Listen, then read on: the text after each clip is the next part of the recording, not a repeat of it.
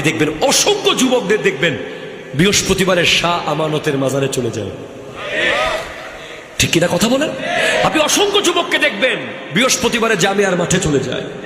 অসংখ্য যুবককে আপনি দেখবেন সপ্তাহে একবার হলেও মাইজবান্ডার শরীফ চলে যায়।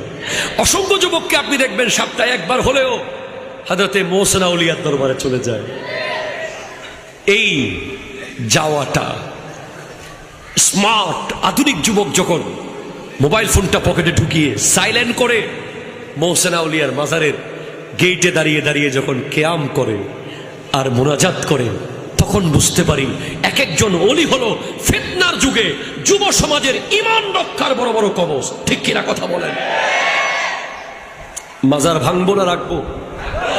আরো জোরে। মাজার ভাঙবো না রাখবো? রাখার পক্ষে কে কে?